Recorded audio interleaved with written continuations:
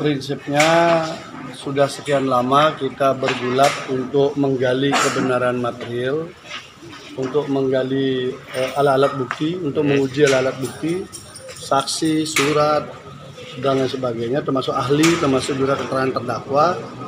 Maka saya kira segalanya kita serahkan sekarang dengan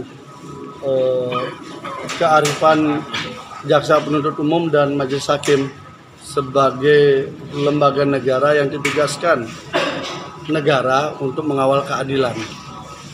Jadi kita berharap JPU itu bisa menghitung fakta-fakta yang ada di persidangan dengan apakah peristiwa itu memang benar atau tidak.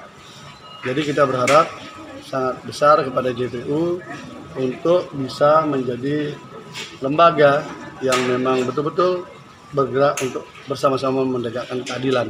Tidak sekedar mesin penuntut umum dan juga hakim pun tidak sekedar menghakimi, tetapi dia menjadi sebuah bagian untuk munculnya keadilan.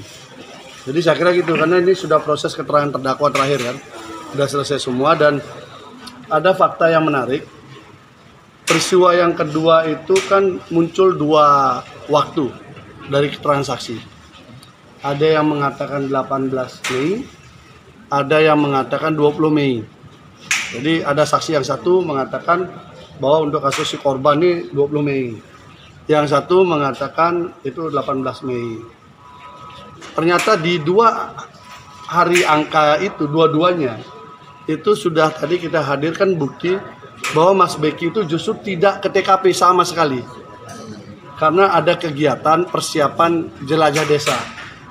Bukti-bukti rapatnya ada, persiapannya ada, dan sebagainya. Jadi artinya secara alibi tidak mungkin ada sebuah peristiwa di sebuah TKP di mana yang orang yang dituduh sebagai pelaku tidak ada di sana, tapi justru dia hadir di tempat yang lain.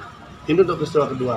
Jadi menjadi linier dengan keterangan saksi yang lain yang disebut melihat WA ancaman, yang kemudian disebut menggonceng sepeda motor, atau yang menyiapkan termos bersih minuman air panas.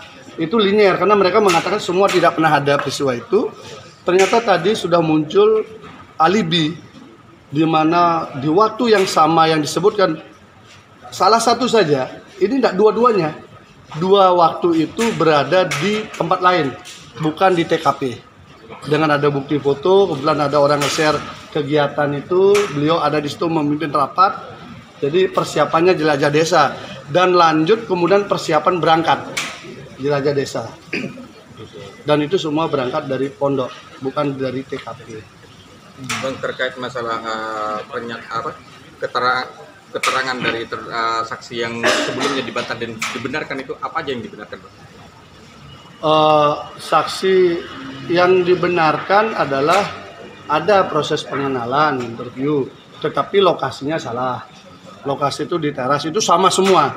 Tidak ada spesial hanya korban dibuatkan tempat tersendiri, gitu nggak ada. Sama semua dan itu linear dengan saksi-saksi yang lain yang mengatakan ada di situ.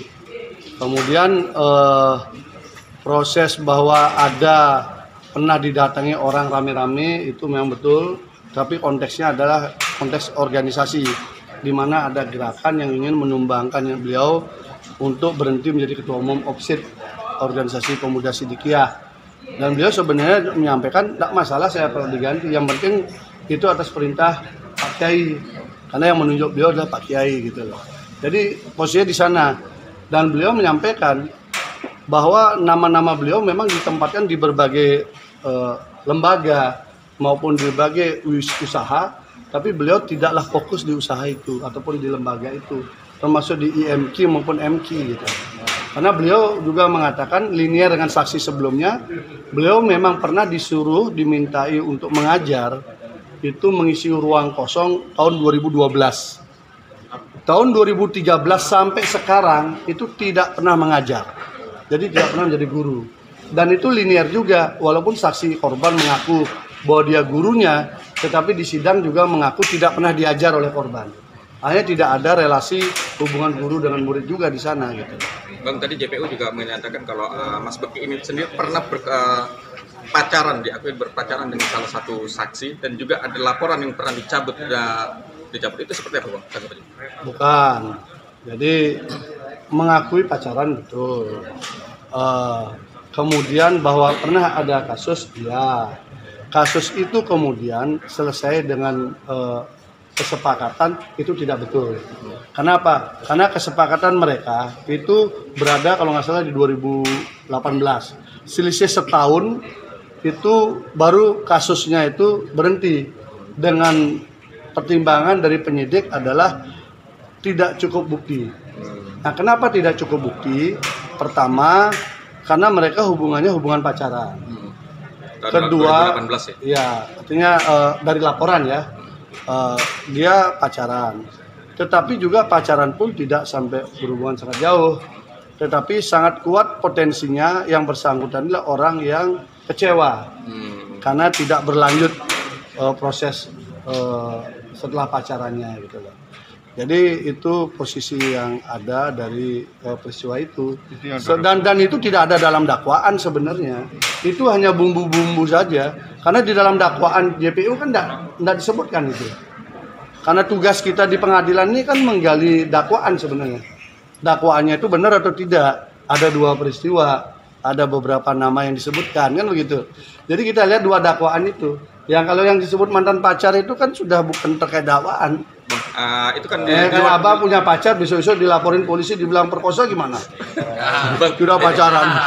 Bang itu kan tadi di luar dakwaan. Apa nggak ada keberatan dari JPU untuk menanyakan keberatan dari kuasa hukum terhadap JPU?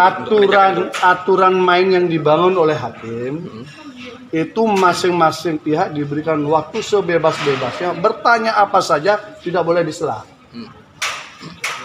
Sehingga kami berikan saja. Toh juga nggak ada maknanya.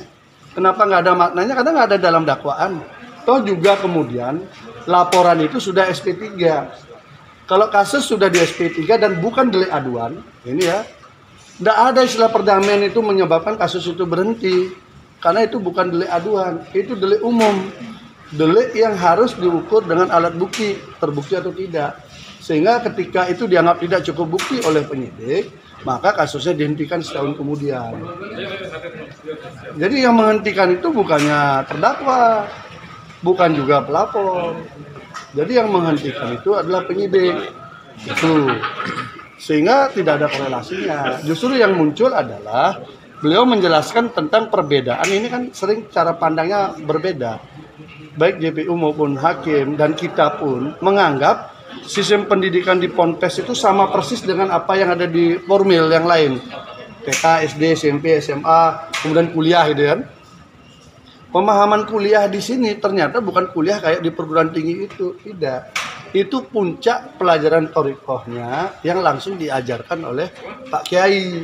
Sehingga dosennya, gurunya yang mengajarnya itulah Pak Kiai, dibantu oleh beberapa guru yang lain gitu loh. Jadi tidak ada jadi sarjana apa sebenarnya tidak ada di situ. Bang, penegasan lagi. Ya. Itu di SP3 atau dicabut? SP3 ya. SP3 bukan dicabut. 2017 itu. Yang dilaporkan pertama. Pelapornya tuh yang mantan pacar. Ini kan proses ini apa namanya?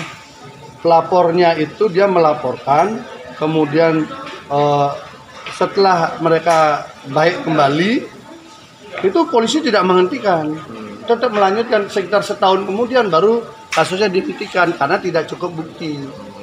Gitu. Menurut jenengan dalam persidangan ini, dalam dakwaan apa yang istilahnya meringankan untuk pihak klien jenengan? Dakwaan itu kan isinya ada identitas, ada kronologis perbuatan pidananya apa gitu ya. Di sana disiapkan ada dua peristiwa. Karena itu ditambah pasal 65 perbarengan konkursus itu. Nah sekarang dari 2 peristiwa itu, dua-duanya tidak mampu dihadirkan secara kualitatif bahwa itu peristiwa benar adanya sampai terakhir. Dari mana? Dari saksi, dari bukti, tidak ada. Misalnya disebutkan pasal 285 pemerkosaan itu misalnya. Kita tadi hadirkan chatnya tuh. Kita konfirmasi betul. Masa ada orang habis diperkosa besoknya ngechat sayang? Di mana ada rumusnya itu? Kan ada. Nah, justru yang ada jawaban-jawaban terdakwa di sana istilahnya jengkel gitu loh.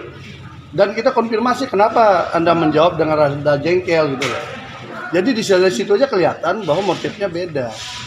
Kalau itu kejadian 2017 dia diperkosa, mestinya langsung lapor. Jangan sampai 2019 baru lapor, baru nggak jadi dikawinin kan gitu. Itu yang problemnya. Masa baru nggak jadi kawin lapor. Itu mantan pacar nggak jadi dikawinin lapor. Bahaya kita jadi laki-laki nanti kan. Jadi korban berarti laki-laki. Iya, laki-laki jadi korban. Kita mikir kalau mau pacaran lama-lama kan. Bukan hanya lemah, tapi memang dua peristiwanya nggak ada. Bagaimana orang dihukum atas sebuah peristiwa yang dia tidak ikut di dalamnya.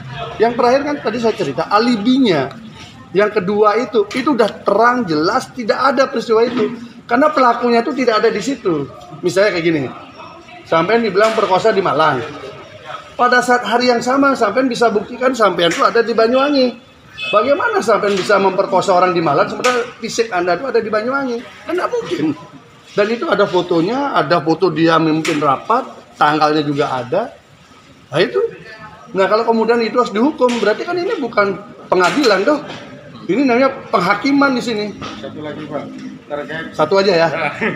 satu lagi, nama korban yang tidak pernah terlihat di JPU di persidangan menurut kacamata Tadi muncul lagi, ya ini yang lucu.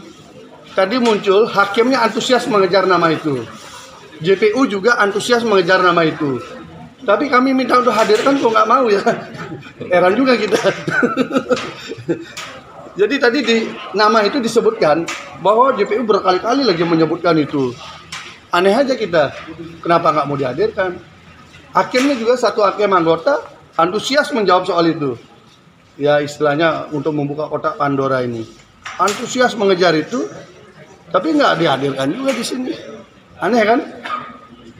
Harusnya dihadirkan kan enak, tidak penasaran lagi kan? Dan kami udah siapkan alat bukti untuk melakukan membuka kotak Pandora itu. Sayangnya nggak kepake kuncinya kan, kotaknya nggak datang. Gitu Mas. Oke, makasih Bang. Ya, Oke, coba makasih. kasih ya.